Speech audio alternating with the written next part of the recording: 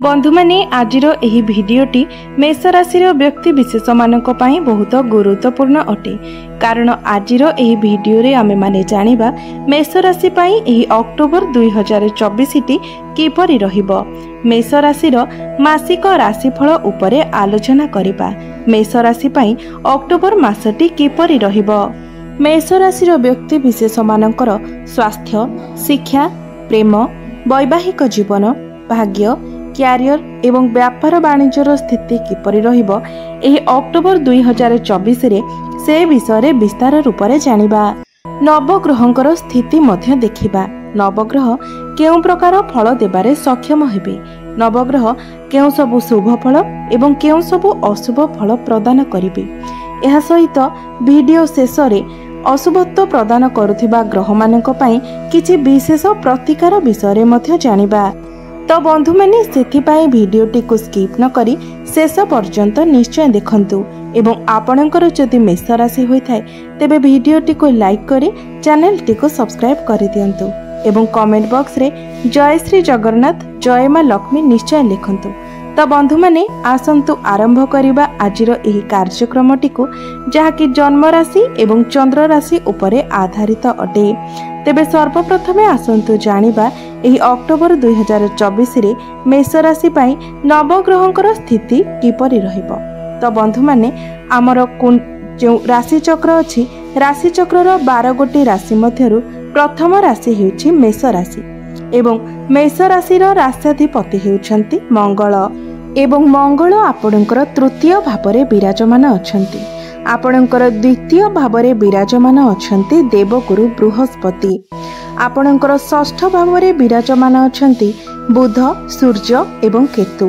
आपणकर सप्तम भावरे विराजमान अछंती शुक्र।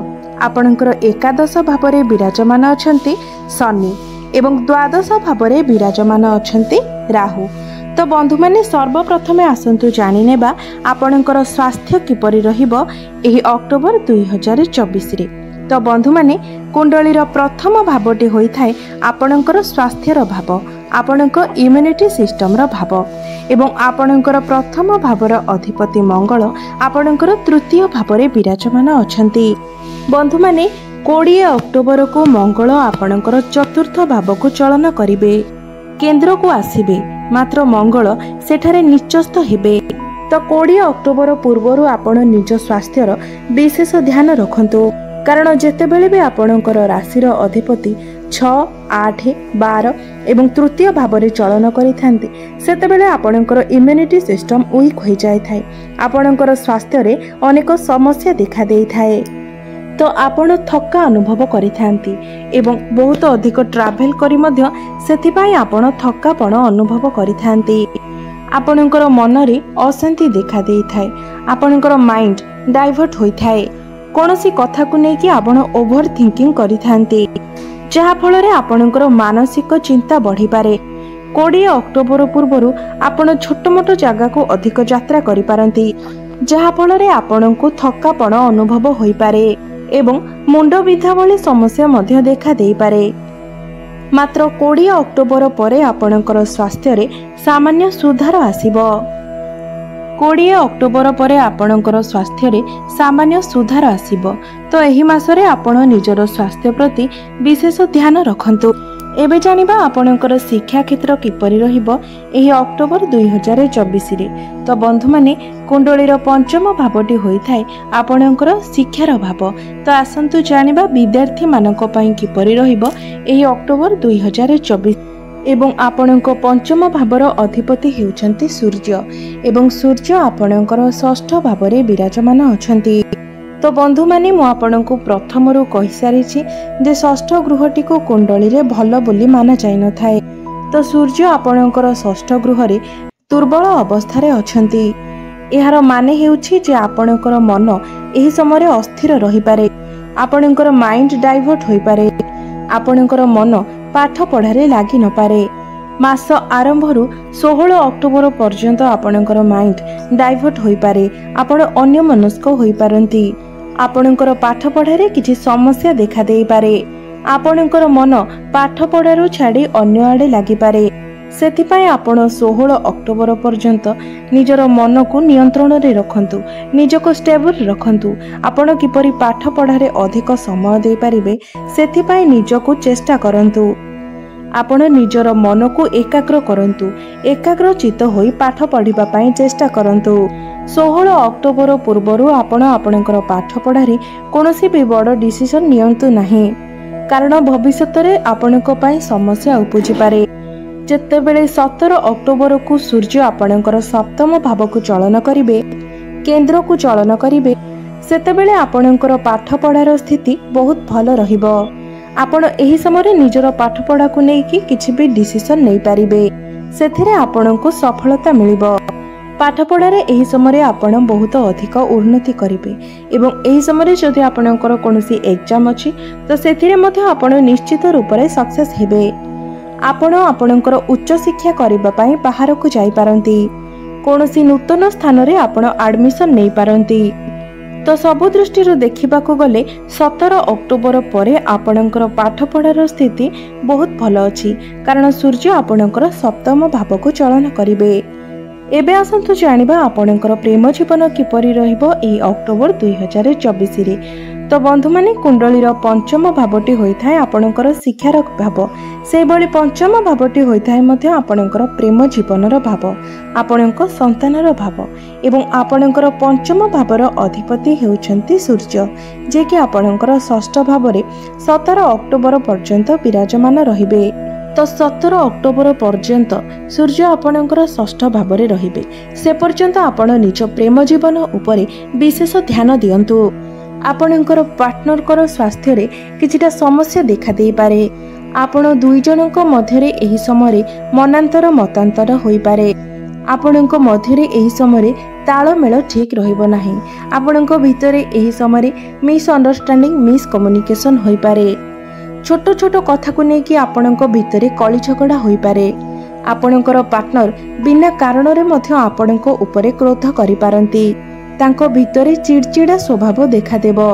मात्र 17 अक्टोबर परे जेतेबेले सूर्य आपणकर केंद्र को चलन करिवे, आपणकर सप्तम भाव को चलन करिवे, तो आपणक प्रेम जीवन रे पूर्वरु जहाँ भी किछि समस्या रहितिला से सबु समस्यार समाधान होई जिवो। आपण दुई जनक मध्यरे भल पाइबा बढ़िबो, आपणक मध्यरे तालमेल भल रहिबो। आपण दुई जण मिसी गोटे बड़ डिसीजन नै पारंती। आपणकर भल पाइबा विवाहर रूप मध्य नै पारे एवं जो मानकर कथावार्ता बंद हो जाइथिला तो सेमानकर पुणी थरे कथावार्ता होई पारे। तो सबु दृष्टि देखा गले 17 अक्टोबर परे आपणकर प्रेम जीवन भल रहिबो। पूर्वरु जहाँ भी किछि समस्या थिला से सबु समस्यार समाधान होई जिवो।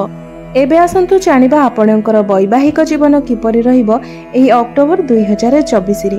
तो बंधु माने कुंडलीर सप्तम भावटी होइथाय आपणकर वैवाहिक जीवनर भाव, आपणक जीवन साथीर भाव एवं आपणकर सप्तम भावर अधिपति हेउछंती शुक्र एवं शुक्र सप्तम भावरे ही विराजमान अछंती। मात्र 13 अक्टोबर को शुक्र आपणकर अष्टम भाव को चलन करिवे। तो बंधु माने 13 अक्टोबर पर्यंत आपणकर वैवाहिक जीवन बहुत भल रहिबो। आपण दुई जनक मध्यरे भल पाइबा बढ़िबो, तालमेल भल रहिबो। आपण दुई जण मिसी किछि फैमिली प्लानिंग करि पारंती एवं जो माने संतानर कामना रखुतिले सेमानंकु संतान सुख मध्य प्राप्ति हेबो। एही समय आपणकर लाइफ पार्टनर आकर्षक देखा जिवे, अर्थात तांकर चेहरा रे उज्जवलता देखा जिवो, कारण शुक्र आपणकर सप्तम भाव रे बहुत बलवान स्थिति रे अछंती। एही समय रे आपणकु समस्त प्रकारर भौतिक सुख मध्य प्राप्ति हेबो, कारण शुक्र समस्त भौतिक सुखर कारक अटंती।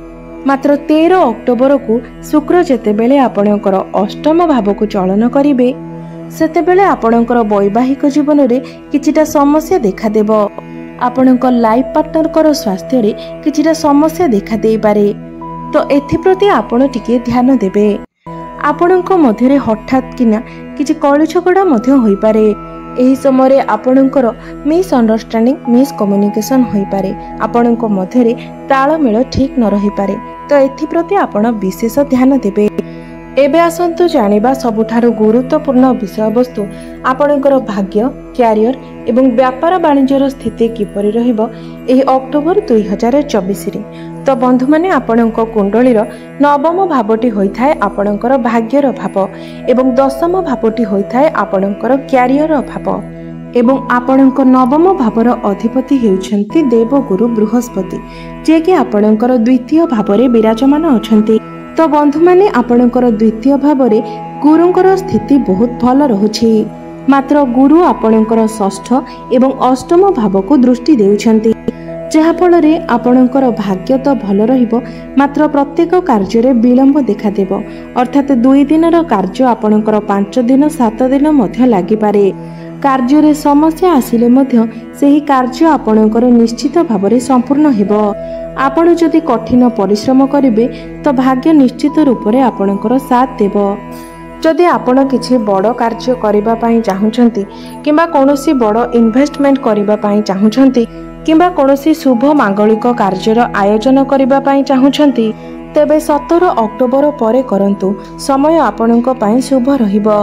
भाग्य आपणकर साथ देबो कारण सेतेबेले सूर्य आपणकर सप्तम भाव को अर्थात केंद्र को चलन करिवे एवं मंगल मध्य केंद्र को आसीबे जहा फलरे भाग्य आपणकर साथ देबो। शेयर मार्केट स्टॉक मार्केट एवं ट्रेडिंग रे कार्य करुथिबा व्यक्ति मानक पई 17 अक्टोबर परे समय शुभ रहिबो। सेमानंकु हठात लाभ प्राप्ति होई पारे आकस्मिक धन लाभ होई पारे। एबे आसंतु जानिबा आपणकर क्यारियर किपरि रहिबो एही अक्टोबर 2024 रे।